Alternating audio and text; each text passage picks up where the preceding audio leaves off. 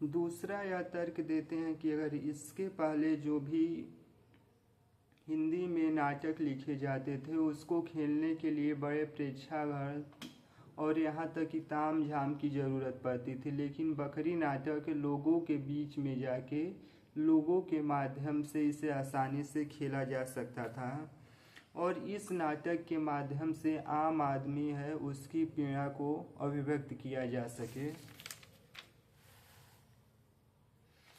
सर्वेसदया सक्सेना बकरी नाटक के उद्देश्य को स्पष्ट करते हुए लिखते हैं कि यह उन्हीं की भाषा में है कि यह नाटक जितना ही गांवों, कस्बों, मजदूर बस्तियों और स्कूल कॉलेज में खेला जाएगा उतना ही इसका यह उद्देश्य पूरा होगा।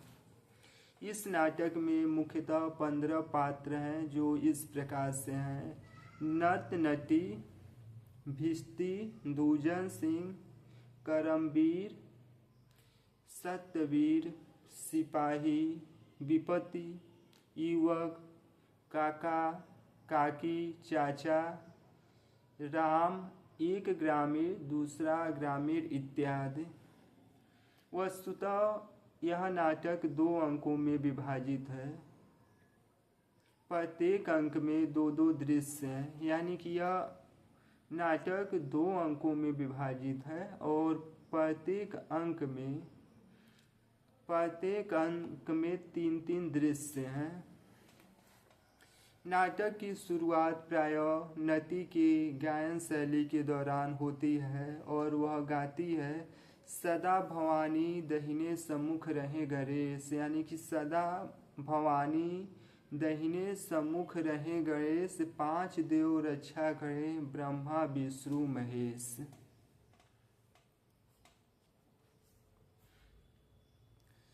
नाटक में देखा जाए तो जो नटी यानी कि नट और नटी हैं वह पुनः गायन शैली के माध्यम से नाटक की शुरुआत करते हैं और नट प्रायः नटी को भवानी के नाम से वह संबोधित करता है।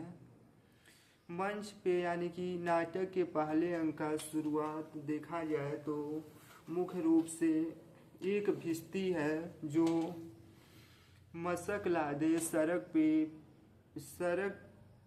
पे यानी कि सड़क के किनारे जो भी फूल पत्ती लगे हुए हैं उसका वह सिंचाई करता है। इस सिंचाई के दौरान मशक लादे वह प्रायः भिस्ती द्वारा मशक लादे सड़क का सिंचाई करते हुए वह गीत गाता। बकरी को क्या पता था मशक बन के रहेगी, पानी भरेगी और वह कुछ कहेगी।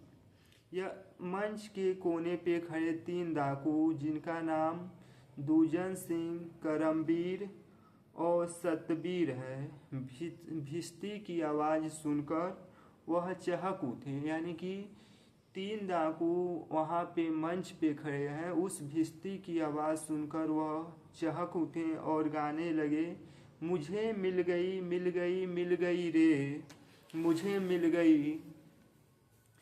सिपाही तीनों से सवाल करता कि क्या मिल गई, हूर की परी मिल गई या कोई बड़ा माल हाथ मिल गया या सोना चांदी मिल गया। दूजन सिंह सिपाही से यानी कि जो सिपाही हैं वह दीवान जी हैं, दीवान की व्यंग के रूप में प्रशंसा करते हुए कहते हैं: तेरी कृपा के बिना हे प्रभु मंगल मूत्र, पत्ता तक नहीं हिलता, फांसे न कोई फूल। दूजन सिंह के कहने पे जो सिपाही यानी कि जो दीवान है वह बकरी लेके आते हैं। दूजन सिंह के कहने पे जो भी दीवान है वह बकरी लेके आते हैं। दूजन सिंह बकरी की ओर इशारा करते हुए वह कहता है कि यह किसका बकरी है, यानी कि दूजन सिंह यह सिद्ध कर देता कि जो बकरी सिपाही दीवान लेके आए हैं वह महात्मा गांधी की बकरी है। अंततः सिद्ध करके मान लिया जाता है कि जो दूजन सिंह यानी कि जो सिपाही दीवान थे वह बकरी जो लेके आए वह गांधी की ही बकरी थी।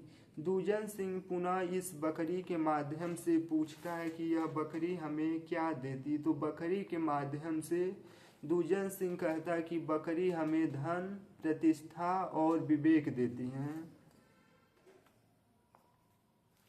दूजन सिंह प्राय दीवान से कहता और दीवान के माध्यम से कहता कि पूरा गांव में अब ऐलान कर दिया जाए, गांव में पूरा यह खबर फैला दिया जाए कि हमारे पास गांधी जी का बकरी है।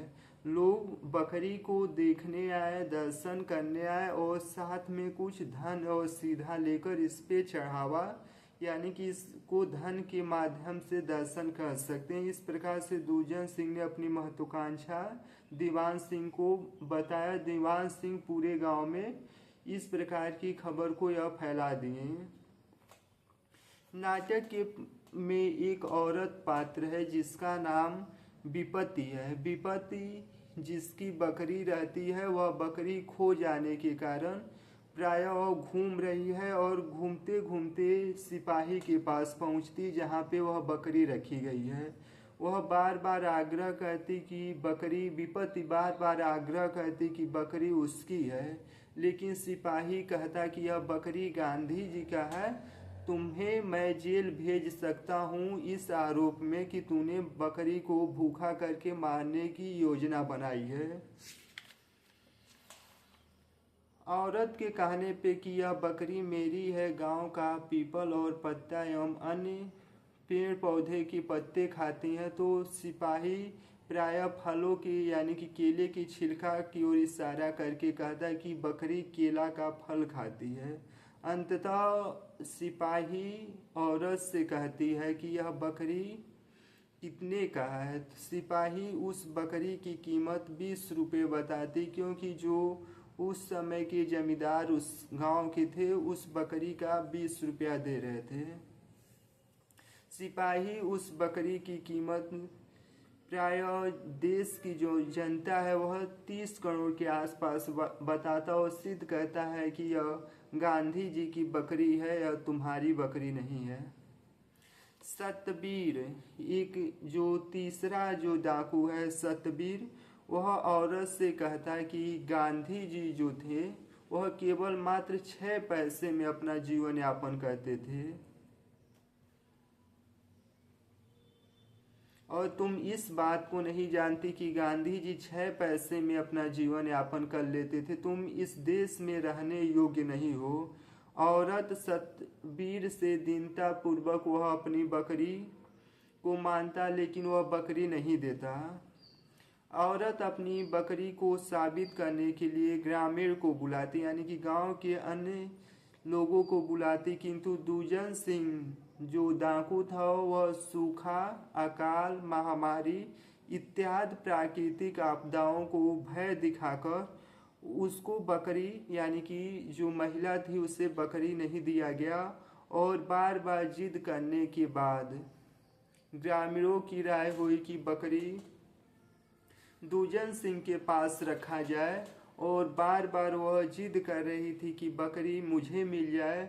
इसके आरोप में प्रायः सतबीर नकली जज बना और सिपाही को हुक्म देकर महिला को जेल की सजा हो गई, यानी कि महिला को संपत्ति हड़पने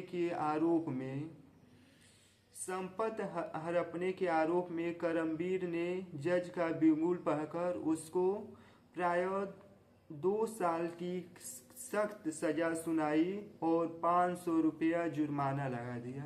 जुर्माना न देने के कारण उसे 6 माह का और जेल की सजा काटनी पड़ेगी।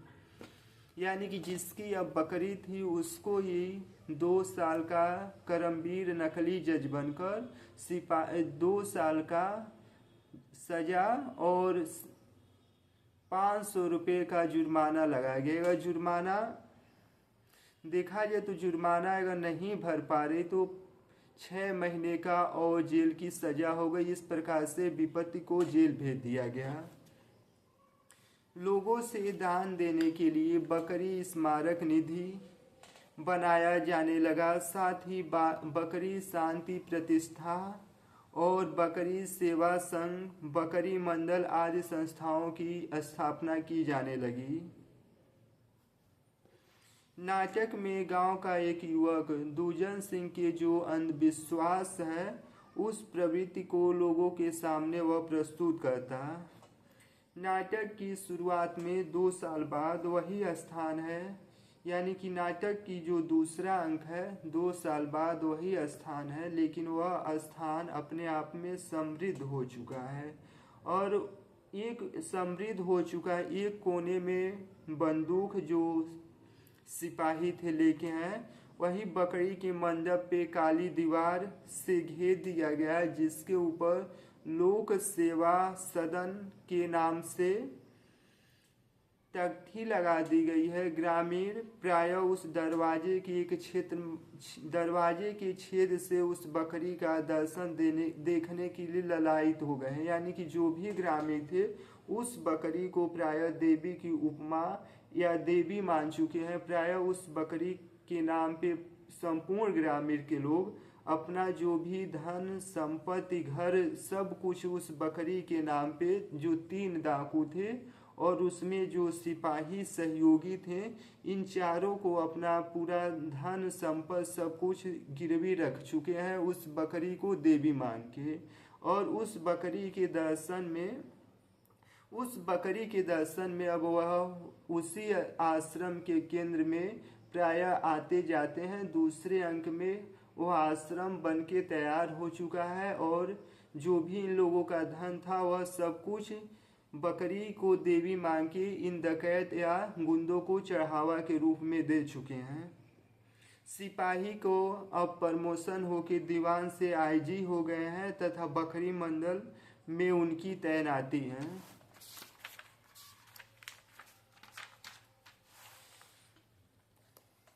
एक ग्रामीण जो बकरी देखने गया है उसको छिद्र से वह बकरी नहीं दिखाई देती, तो वह डीआईजी से कहता कि साहब अब हमें बकरी की दर्शन, यानी कि बकरी को यह लोग देवी मांग रहे कि हमें देवी की दर्शन नहीं हो रही। तो डीआईजी पुनः कहते कि जिनका अच्छा कर्म होगा उन्हीं को यह दर्शन होगा।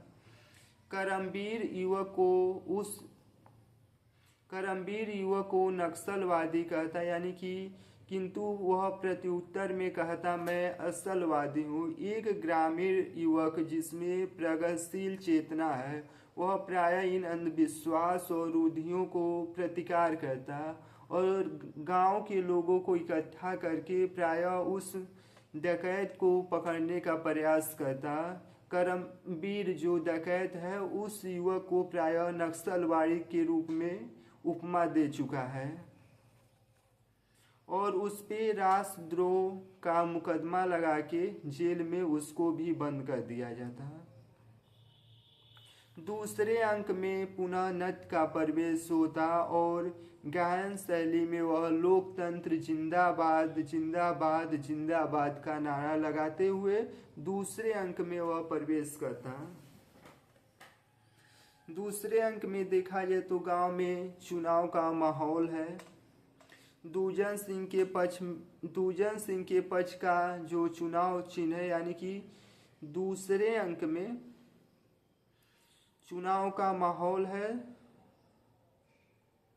दूजन सिंह के पक्ष का चुनाव चिन्ह बकरी का थन, यानी कि दूजन सिंह के चुनाव का चिन्ह बकरी का थन है और इस चुनाव में करमवीर चुनाव लड़ रहे हैं जिसका चुनाव चिन्ह बकरी का थन है और इन्होंने वादा किया कि चुने जाने पे गांव की सभी सड़कें पक्की कर दी जाएंगी, पानी और आवास, रोड और रोशनी का व्यवस्था कर दिया जाएगा। अंततः चुनाव में दूजन के पक्ष से, यानी कि दूजन के जो सहयोगी करमवीर हैं जिनका चुनाव चिन्ह बकरी का थन है, वह चुनाव जीत जाते और सांसद बन जाते हैं। नाटक के अंत में उसी बकरी को मारकर भोज के रूप में या दावत के रूप में सब कोई मिलके उसे भोजन कर लेता। नाटक के अंत में दूजन सिंह कहता भिस्ती से कि कोई गीत गाओ, तो वह गीत गाता कि बकरी बकरी हमको बना दिया बकरी की मेमे ने, सबको सहना सिला दिया बकरी की मेमे में। अंततः नाटक के अंतिम में युवक के इशारे पे प्रायः तीनों डकैत को घेर कर रस्सी में बांध लिया जाता और नाटक की समापन इसी पे पंक्ति पे हो जाती। और प्रायः इस पंक्ति यानी कि जब नाटक की समाप्ति होती तो नृत्य के दौरान बहुत मार्मिक रूप में गीत गाई जाती। दिन में दो रोटी के हों, दिन में दो रोटी के हों, जब देश में लाले पड़े हों। दिन में दो रोटी के हों, जब देश में लाले पड़े हों सभी खामोश, सबकी जबा पे ताले पड़े हों।